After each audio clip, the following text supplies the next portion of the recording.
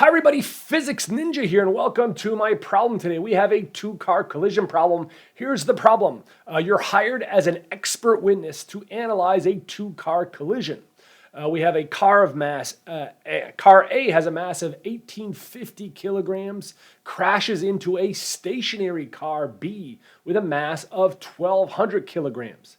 Now, just before the collision, the driver of car A slams on the brakes, causing the wheels to lock. That car A skidded 14 meters before it strikes car B. After the collision, here's some important information. Car A slides 17 meters before coming to a stop, whereas car B slides a little bit further, 30 meters before coming to a stop. Now, the investigators measured the coefficient of kinetic friction between the locked tires and the road to be 0.62. All right, I've got a couple questions related to this problem. Here they are. All right, first, determine the speeds of car A and car B immediately after the collision. Second question, use conservation of linear momentum to determine the speed of car A before it collided with car B. Question 3 says, now using the 14-meter skid distance, determine the speed of car A just before the driver applied the brakes. All right, my last question says, show that the driver of car A was traveling faster than 90 kilometers per hour, which was the speed limit. All right, so this is kind of a good problem. It has different steps to the problem. So we're going to break this down into after the collision, during the collision, and then before the collision in order to answer these 4 questions.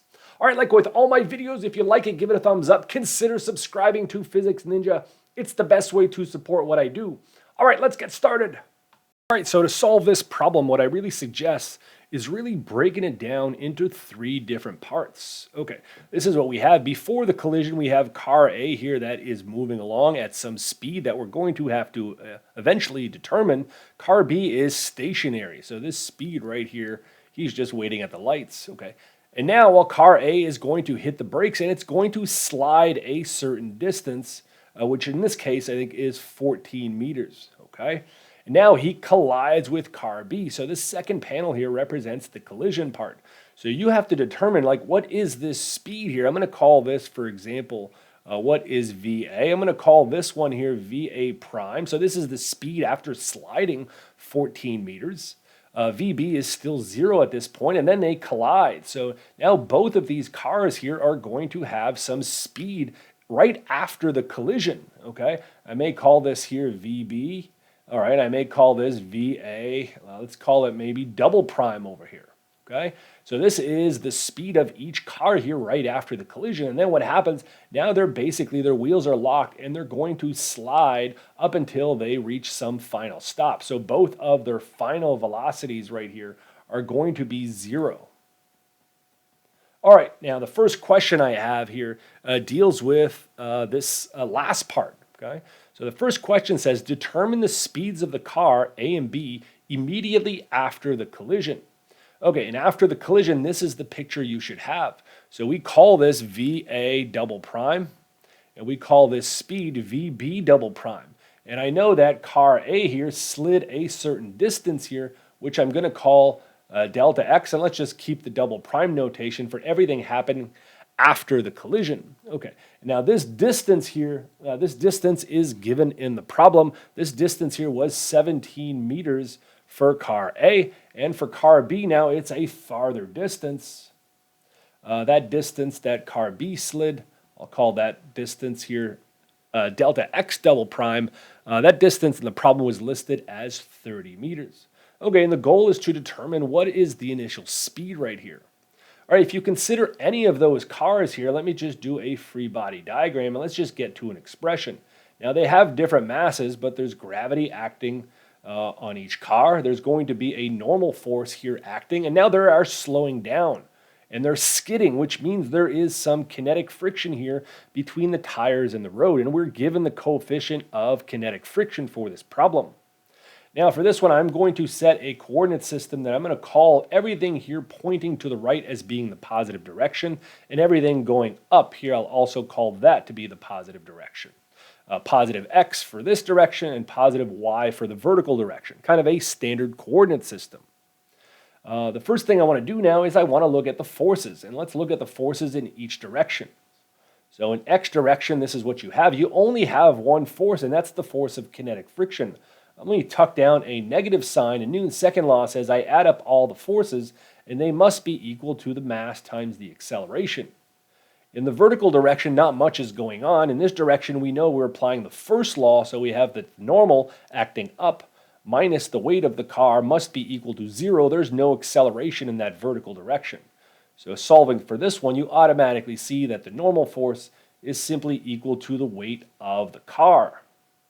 And again, you're going to have a different normal force for each car. The other thing I want to solve now is what is the acceleration or the deceleration of each car? So for that, I'm going to use the x equation right here.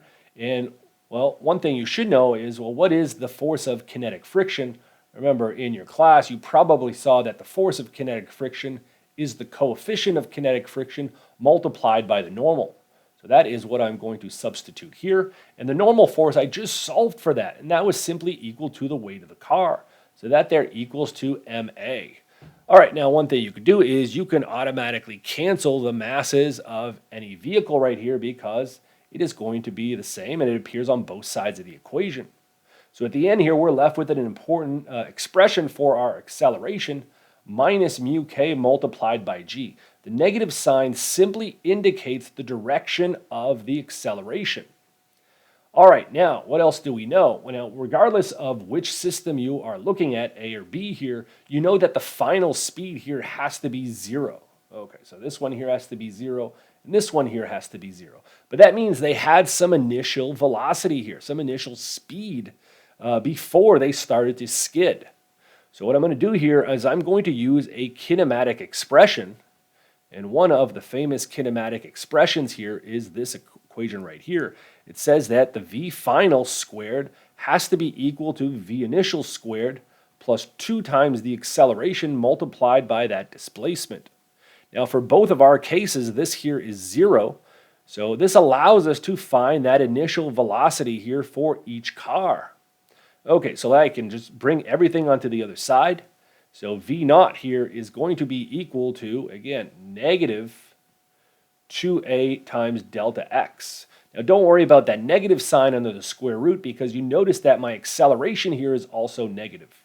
So if I substitute the acceleration into this expression, I'm going to get that the initial speed of this car is simply going to be this, 2 mu k multiplied by g, and then multiplied by that displacement. All right, now what can I do? Well, now I know that each car has a different displacement. So I can actually solve what is this initial velocity here, VA double prime and VB double prime. So let's go ahead and do that calculation. Again, you're simply substituting all our numbers here. So if I'm going to calculate VA double prime, the initial velocity after the crash, I'm using square root. And here I'm going to use 2. The coefficient of kinetic friction is 0.62. Little g, I'll take 9.8. And car A slid a total distance here of 17 meters. So if I substitute those numbers in the calculator, I think I got a speed of 14.4 meters per second. I can repeat the same calculation now for B. And again, that's the initial velocity right after the crash. You're using the exact same equation, but the displacement here is 30 meters. Once you do that, you should get 19.1 meters per second. Okay, so now we know the initial speeds right after the collision of each car. All right, question 2 says use conservation of momentum to determine the speed of the car just before the collision. So this is what we have, right? This is our picture before the collision. VB was stationary and VA was coming in after sliding, but it did have some speed before colliding with the car. And then after both cars are leaving, moving to the right with the speeds that we just found. All right, so the next case now is we're going to use conservation of momentum. So you look at the total momentum of the system before, and that must be equal to the total momentum of the system after the collision. So before, this is what we have. We have that the mass A multiplied by its velocity plus mass B, well, that gets multiplied by 0 because it's not moving. that must be equal to the total momentum of the system after the collision. So this is ma va double prime plus mb vb double prime. Now think about this equation. What are the knowns and the unknowns? We do know the mass of each car that was given in the problem, and my goal here is to determine what is this. That is the speed of VA right before the collision. So one thing I can do is I know all the other variables. So all I can do is divide through by MA, and this is what we're left with. We're left with a nice expression here. Now, if I divide through by MA, this term here is going to leave, so you're going to be left with VA double prime plus, now I'm going to have this ratio here of the masses, and now multiplied by VB double prime. Now all you have to do is substitute the numbers in this calculation. So you get 14.4 plus, now the masses here were given in that problem. I had 1,200 kilograms for mass MB, and I had 1,850 for mass MA, and that all gets multiplied now by 19.1. Okay, again, we put our numbers in the calculator, and we're going to get the speed of car A just before the collision. That ends up being 26.8 meters per second. Okay, so that's the answer to question 2. Here's question 3. Now, using the 14-meter skid distance, determine the speed of car A before the driver applies the brakes. So here it is, right? It is kind of cruising along here at some initial speed. It skids now a distance of 14 meters, and again, after skidding that 14 meters, we just calculated that its speed is still 26.8. So we want to figure out, like, how fast was it moving before it started to skid into car B. Now again, for this, we are going to use a kinematic expression. Now it's skidding with the same acceleration that we previously found. So that acceleration is mu k times g, and again, it's slowing it down, so which means it was going faster than 26.8. All right, so what you have to do now is we're going to apply our kinematic equation. Again, V final equals V initial squared plus 2 times A multiplied by that displacement. Okay, so in this case now, the final is going to be, I'm just going to use the variables of the problem now. This is going to be VA prime, and I have to square that value. V initial is VA, and that's really what I'm trying to solve in this problem.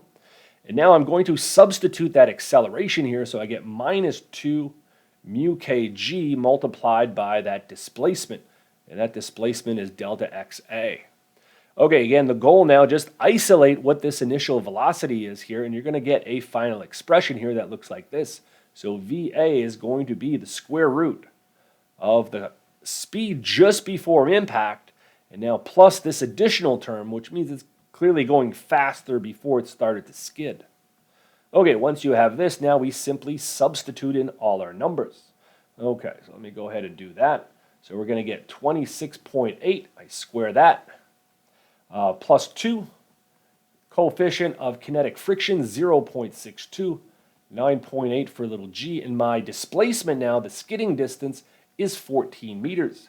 I go ahead and I substitute that into the calculator, and I get 29.8 meters per second. So that is this speed right here, 29.8 meters per second. The last question says, show that the driver in car A was traveling faster than 90 kilometers an hour. Well, we have our speed here in meters per second, so this is simply a unit conversion problem. So if I have 29.8 meters per second, and at the end of the day I want to end up in kilometers per hour, I'm just going to use a bracket system here. I'm going to get rid of meters, and I want to get kilometers. In 1 kilometer, I know I have 1,000 meters. And now what else? I want to get rid of seconds in the denominator, and I want to get hours over here. I know in 1 hour, well, there's 60 seconds per minute and 60 minutes in an hour, so that's 3,600 seconds in 1 hour. So you carry out that multiplication, and you're going to get a speed of 107.3 kilometers an hour, which is certainly greater than the 90 kilometers per hour speed limit that you have there. All right, folks, that's it for me. Hopefully you enjoyed this problem. Kind of a nice one that combines some kinematics and collision problem and conservation of momentum. We'll see you next time.